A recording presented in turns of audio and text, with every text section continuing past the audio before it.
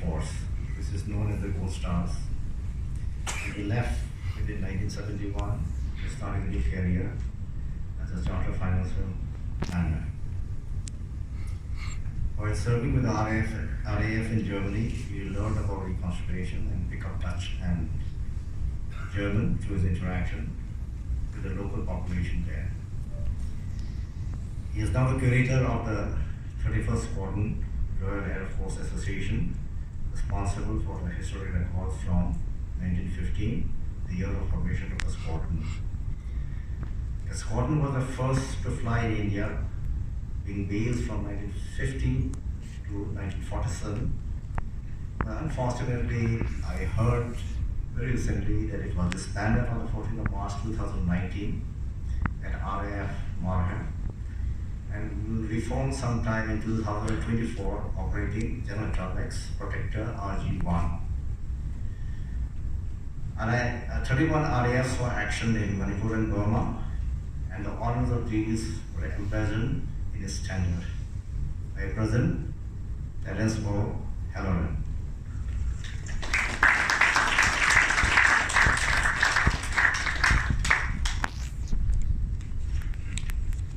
Good evening, everyone. I'd like to start this evening by talking about the Air Force view. The Air Force view of war. You see, it's quite different when you're at 1,000 feet, or even as they were over Imphal and Kohima, 50 to 100 feet, pushing supplies out of the back of an aeroplane, or maybe as the tornado is at 30,000 and 40,000 feet, directing weapons of war that are so precise that there is no collateral damage. I'll say that again. The weapons of war that are so precise that there is no collateral damage. And that's the importance, I think, in the change that has taken place since 75 years ago, the war here and any future war. People say to me, well, there aren't as many squadrons as there used to be. One aeroplane is the equal of a squadron. And that's because things are so precise these days and so different. So I think we just need to look at reconciliation in that concept, in that context. If you are too fat, you can reconcile yourself to being too fat. The secret is to do something about it, but you don't have to. You can reconcile yourself to being too fat. Talk about reconciliation. What is reconciliation in accounting terms? I'm a chartered financial planner. I work with accountants. I work with businesses. And all reconciliation is money coming in and money going out. And is there a surplus, or is there a loss, or do the accounts balance? And I think when we talk about human nature, that balance too needs to be achieved for reconciliation to take place. I want to tell you a story about Frank. You see, the Air Force sees war, as I've just said, from a totally different position, particularly when you're flying an unarmed aeroplane into, say, Imphal airfield to pick up casualties. But let's go back to 1943 and Frank, who just joined the squadron as a navigator. The scene actually is burnt. Mikitila was just being overrun by the Japanese. There was a hospital there. And Frank was ushering people from the hospital who were coming out and getting into the aeroplanes. A lady came out with a baby in her arms. And she was nearing the aeroplane when a Japanese officer ran from the jungle. I mean, these airfields were surrounded by thick jungle. Brandishing his sword, he took the child from the lady and cut it in half. He then set about the same thing with the woman. He then turned to Frank, who was by his Dakota aeroplane. And Frank pulled his pistol, bang, bang, bang. Shot him 3 times and he died on the spot. He then looked to the woman on the ground. She was irreconcilably injured. There was no way that they could take her out. And he shot her, and then got in his aeroplane and flew off. Such is the nature of war. That is war. But is it necessary war? And when we look at reconciliation, I think we have to look at necessity. The reason I told you that story is because it doesn't end in Mythila. In fact, it doesn't end until about 3 months ago when I attended Frank's funeral, aged 96. Frank had had nightmares for all of 60 years, which affected his wife and affected his children. And what we are doing in asking for reconciliation is asking them somehow to forgive and forget. Who is to be reconciled? Is it the officer with the sword? Is it Frank for shooting the woman? Is it neither of those? Is it just the way things are?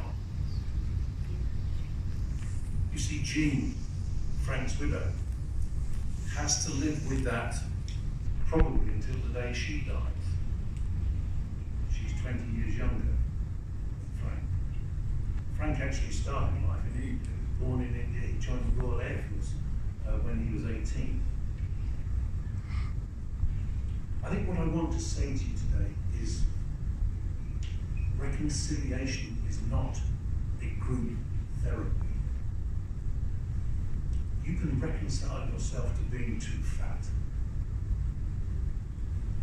but you have to do something about it to be reconciled with some higher measure. And that might be fitness, it might be your God, it might be whatever. This, the Christian discipline is Lent, and that particular religion spends 40 days looking at reconciliation.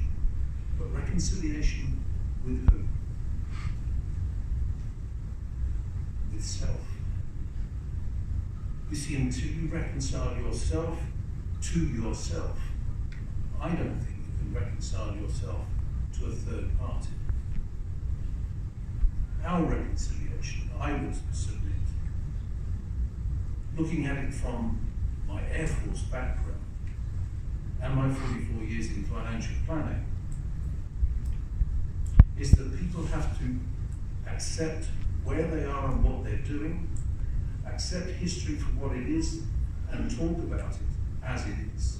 And I'm sorry if my story has disturbed anybody this evening, but that is what it is about.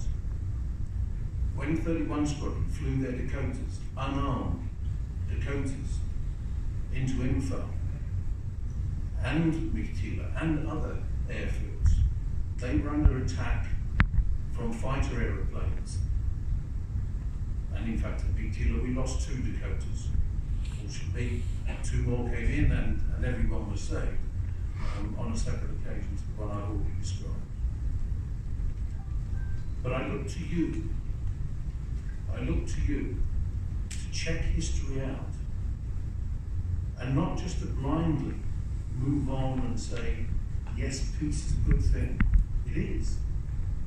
But what price peace? If somebody breaks into your house, how peaceful would you be? If somebody steals your car, how peaceful would you be? If a nation attacks Manipur, how peaceful would you be? You see, peace is always at a price. And that is why the Royal Air Force, and in fact all the air forces of the world, have developed weapons weapons that are just so precise, there is no collateral damage. I don't think the world will ever see a Kohima and Imphal ever again. I don't think it will ever see an invasion like the Japanese invasion of Southeast Asia, or the German invasion of Western Europe, because it just can't happen with the weapons that we have to stop it. And I know because I served the Royal Air Force on 31 Squadron, with photo reconnaissance aeroplanes, the camera that sits on my lapel, for 3 years in Germany. And the threat that we had to Russia, and the threat that Russia had to us, made that reconciliation like the balance sheet. Do we have a surplus? Do we have a loss? Or do our books balance to the extent that we don't need to worry about what other people will do to our particular environment? I hope that what I've said has been helpful. This has been an impromptu presentation. But you know, 31 Squadron started on the northwest frontier. Lahore, Peshawar, Rizalpur, they are all 31 Squadron bases. Why were we there? We were there because of the Afghans, the Wazirs, and Russia, funnily enough. You see, someone's always after someone else's wealth. So what we've got to do is look at perhaps what wealth other people might want to take from us and how they could take that. Reconciliation with balancing the books. And I hope that you will put your efforts into making sure that you do balance those books. But what I would say is, don't throw your defense away. Thank you.